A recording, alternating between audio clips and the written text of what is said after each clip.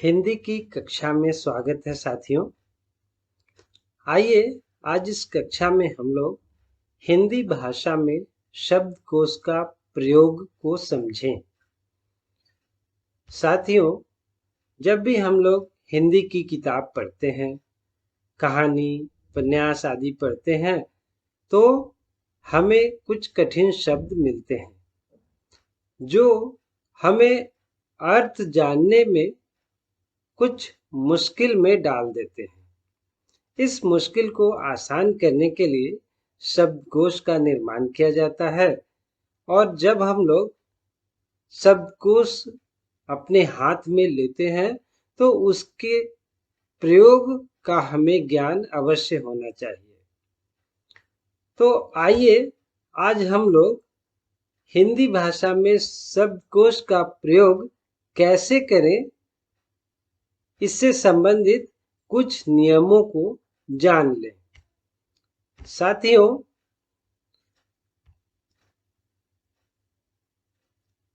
शब्दकोश का प्रयोग करने के लिए जो नियम बनाए गए हैं उनमें पहला नियम यह है कि कोश में अक्षरों का क्रम वही रखा जाता है जो वर्णमाला का है।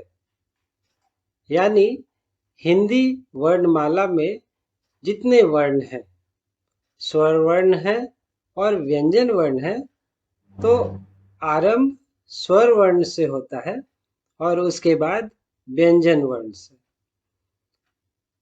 तब शब्दकोश के जो शब्द होते हैं वे किन अक्षरों से शुरू होंगे?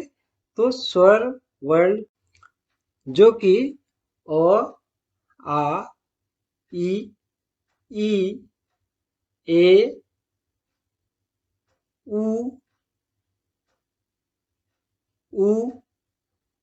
री, ए, ऐ, ओ, औ, क, ख, ग, घ, च, छ, ज, झ, ट, ठ, ड, ढ, त, थ, द, ध, न, प, फ, ब, भ, म, य, र, ल, व, तालव्य श, मूर्धन्य श, दंत स और ह।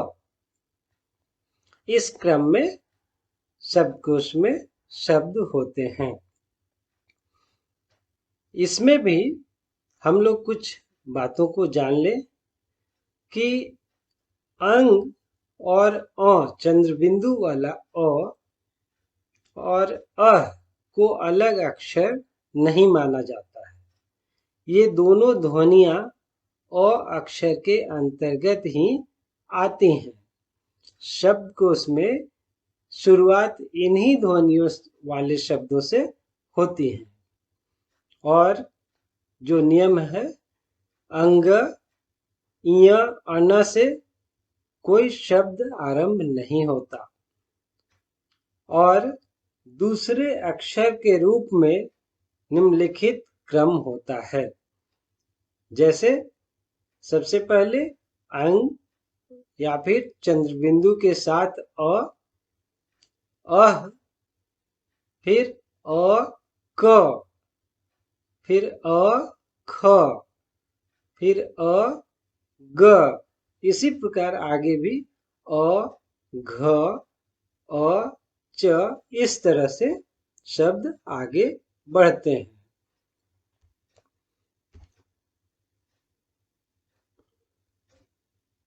इस क्रम के उपरांत उस मूल अक्षर के साथ मात्राएं लगने का क्रम इस प्रकार होता है: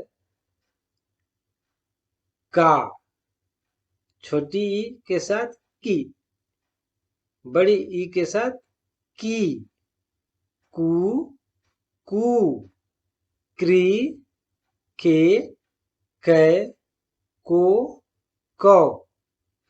मात्राओं के बाद संयुक्त अक्षर भी अपने क्रम में होते हैं, जैसे क संयुक्त, क ख संयुक्त, क व संयुक्त, क त संयुक्त, क न संयुक्त, क म संयुक्त, क य संयुक्त। इसी प्रकार से आगे के भी वर्ण होते हैं।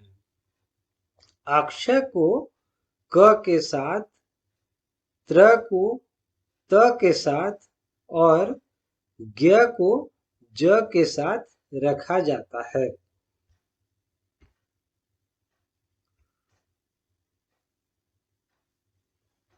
जो और नियम हैं वे हैं, शब्दकोश में शब्द के लिंग तथा शब्द भेद का भी पता चलता है।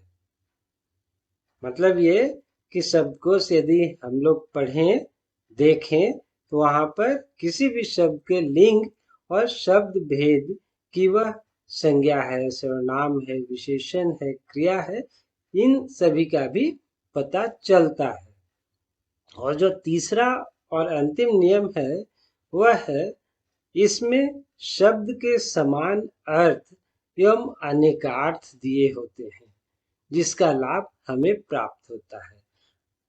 यह जो नियम है यह बताता है कि जो भी कठिन शब्द हमें महसूस होता है, अर्थात जिनका अर्थ हम नहीं जान रहे होते हैं, उनके समान अर्थ कौन कौन से हैं या अनेक अर्थ जो हैं वे कौन कौन से हैं, जिसके चलते हमें समझने में आसानी हो जाती है।